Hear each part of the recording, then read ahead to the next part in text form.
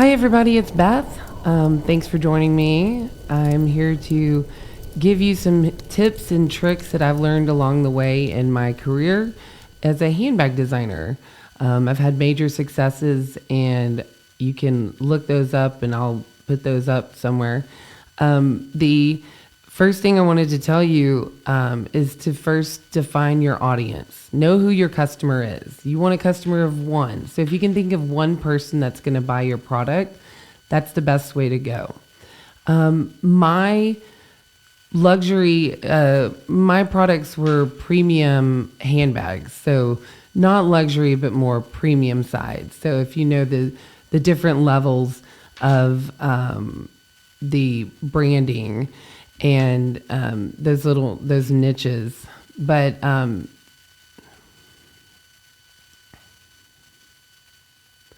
all right, let me start over. 1, 2, 3, 4, syphilis. 1, 2, 3, 4. I'm sorry. Okay. Hi, everybody. It's Beth, and thanks for joining me. I wanted to go over a couple of things today. One of the first things that people ask me as an entrepreneur is, how do I get my product into a store? It's a great question. First, you want to make sure you want the product in the store, and not just a direct to consumer, but a business to business wholesale. My products were mainly retail products.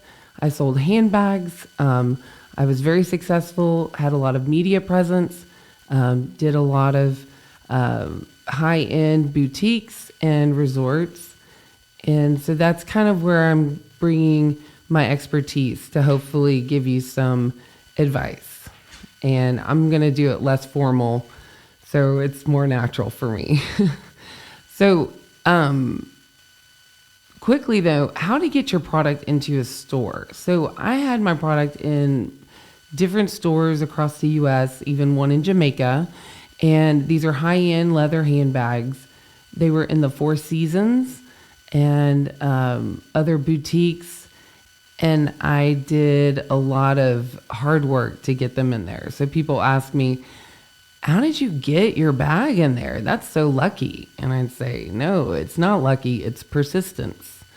So in order to break through and get your product into a luxury or premium niche market, it's very important for you to have tough skin and also perseverance.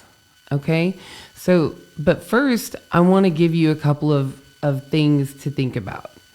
The benefits of being in a store is it gives you credibility.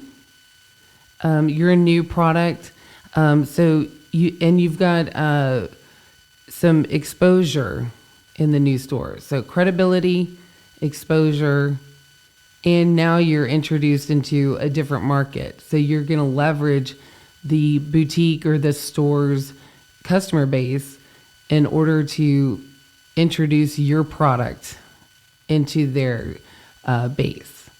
And so what's really cool about that is if you want to sell direct to a consumer, it makes you look like you're not a crazy person selling bags out of the back of your car, even though sometimes that's how it happens. But it is really good to be able to tell people, yeah, I showed it New York Fashion Week. Yes, my bags are sold at the Four Seasons in different locations. I'm at some really great boutiques. I was featured in Elle magazine, things like that. That is where you want to get to, and that's where I've achieved in my business. And these are just tips and tricks trying to help you. I'll get better at this as I go along and maybe a little more professional. But so far, I just want to give some advice. So how do you get a product onto a shelf? Okay, so that's the store or boutique that you want to get into. You have to contact the buyer. Okay, if there's no buyer for the store, the owner is who you want to contact. I do not recommend contacting the owner ahead of time, I recommend contacting the buyer if they have a buyer. Go through the proper channels. You can email, you can call, you can go into the store. There's different ways that you can reach out. Once you do make contact, it's very important that you have certain things ready to give to the buyer. Number one, you need to have a line sheet. A line sheet is basically a sheet with your products on there.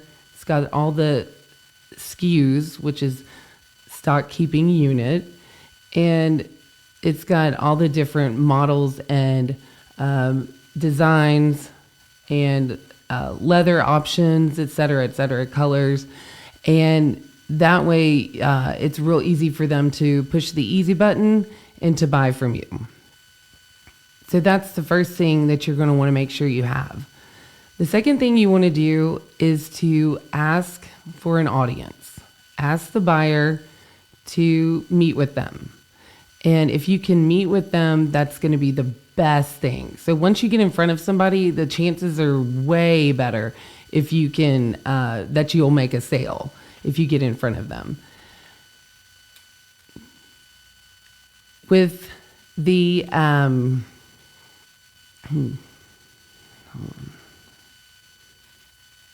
so when you do talk to the buyer, one of the major things that you want to say is that you feel or you think that your product will be a nice fit in their store.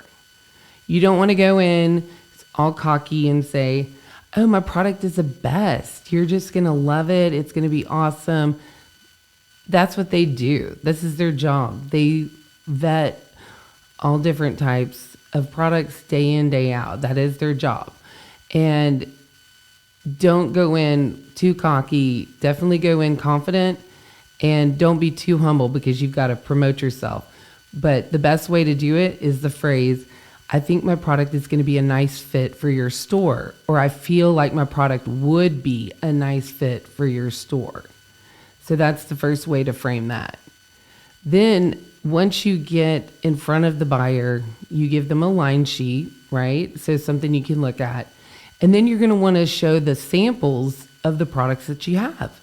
So the samples are really important because they're going to be representative of the actual product that you're going to place into the store. So in my case, I had different handbags, and I started out with 3 different designs, and I had 3 different colorways.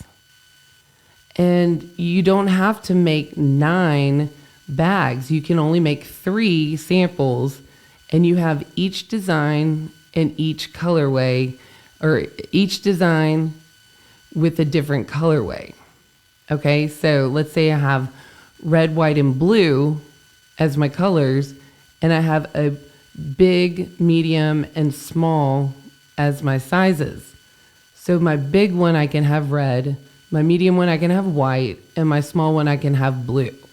That way when you go in to see the customer, that way when you go in to see the buyer, you'll have a representation and you won't have to spend as much money on samples.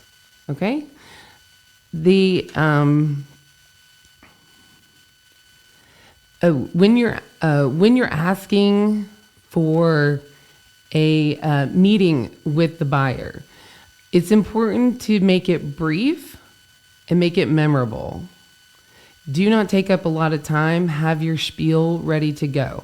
So that means you come in with your line sheets, you come in with your product, and you are succinct and you get right to the point. The best thing about buyers is that they look at products all the time. So they're going to be more interested in the key features of your product. When you sell direct to the consumer, they're going to be more interested in the benefits of your product. So when you go meet with a buyer, and again, you're selling wholesale, you're going to want to talk about the leather, talk about the zippers, talk about the style and the shape of the bag and why it's good. It is ergonomically developed to fit over your shoulder nicely. It prevents theft because there's zippers meet in the middle. Whatever you want to say to highlight the features of your product. And when you meet with the buyer, you want to keep your meeting as brief as possible, so maybe 10 to 15 minutes. And you can say that when you do ask for a meeting with your buyer. You can say, I would like just 10 to 15 minutes of your time. I can come by this store, which is the first thing you want. Now, let's say that you have met with the buyer and they're not interested in buying right away. That's okay. So the next thing you want to do is consider a consignment where you put the bags in the store and you get paid when they get paid. So whenever somebody buys the bag, then you get a check from the store. But sometimes we don't have enough money for that. So the other thing we can do is suggest a trunk show. And I would suggest every time you go and meet with somebody, the owner of a store or a buyer, suggest a trunk show. There's a couple of great things about a trunk show. One, it's an opportunity to try out, so trialability, to try out your product with their customer base. Number two, it gives you more time in front of them so they can talk to you, get to know you, learn more about your product line. And then when you have a trunk show, you can stack the deck, as I like to say. And what do I mean by that? Recruit your friends and your family to come to the store for your particular event, your trunk show, and have them buy your product through the store. Because what a buyer wants to see is that you are selling your product. And the trunk show is your litmus test to see how well your product will sell in their store. And that is everything. So a little tip, if you can, have your friends and family come and buy so you can sell as many units in the store at the trunk show. That will give you a greater chance of getting an order from the buyer right after the trunk show. So you definitely want to follow up after your trunk show to the buyer or to the owner and say, we sold 7 units. Isn't that great? And what do you think about placing some bags or placing an order for some bags to place on your shelf? Then you can talk about that. You can go back to the consignment. You can go back to another trunk show or an event at the store. So there's lots of opportunities, but always, always, always ask for a trunk show. Events are the most beneficial way to create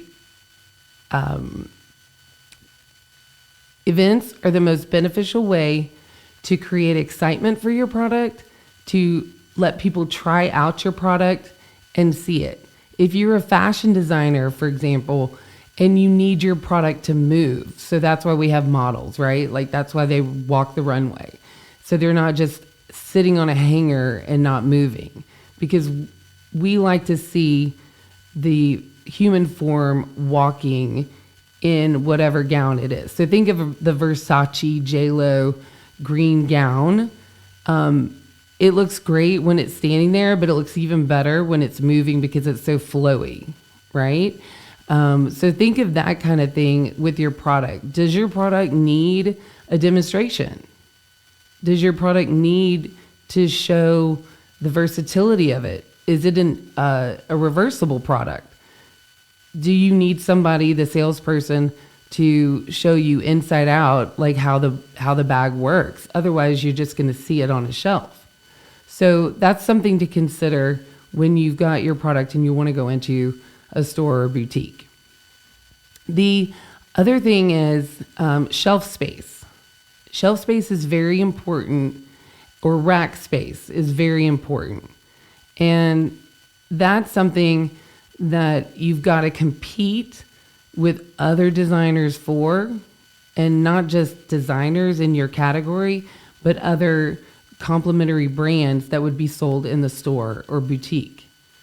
So for example, I would compete with other leather products, other perfumes, other scarves, other luxury items in a boutique, and I would try and have my best placement possible. And then again, think about how you want your placement to be. Do you have a strap with your bag? Then you need to display that. Think about your display and like how you're going to make it as advantageous for you as possible to sell that bag. Because at the end of the day, we want to sell our product and make money.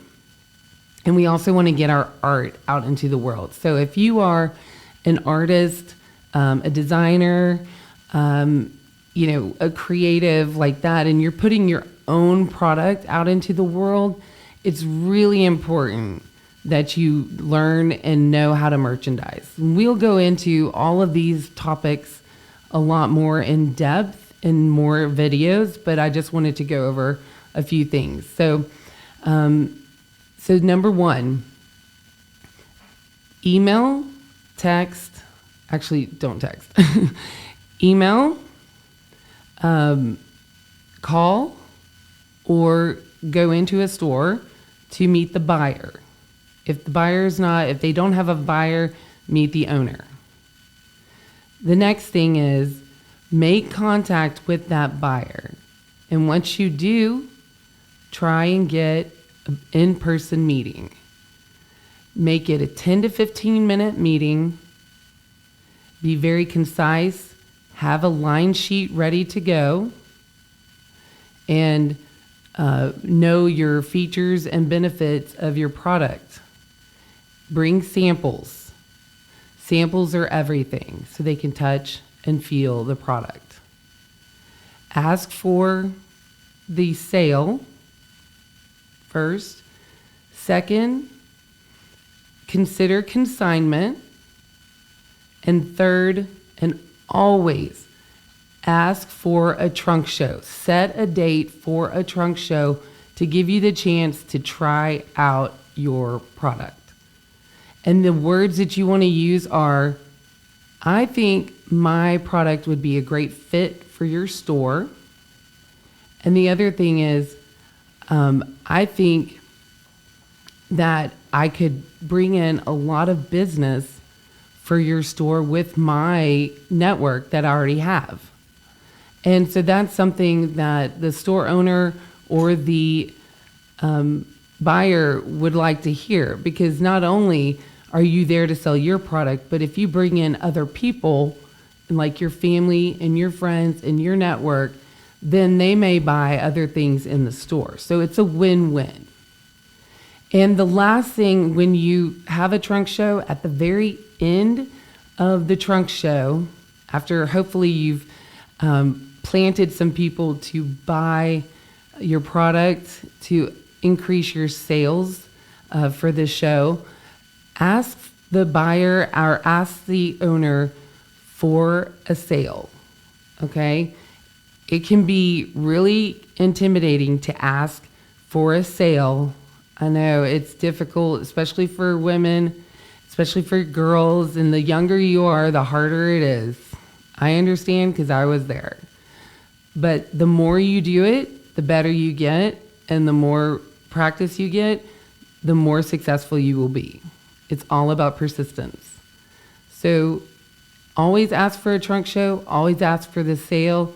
If they don't want to do the sale, see about consignment. See if you can place a few things there. I will get into more about these things in each topic. I would love for you to fill out in the comments below. I would love for you to write any topic that you're very interested in that you would like me to talk more about or do a presentation about, because I have a ton of experience. I have 20 years experience. I've had super success. I've been in the luxury market, and I've taken a brand from nothing to everything. And I thank you for your time. We've got more to do. There'll be more videos in the future, And anyway, thanks and talk to you soon.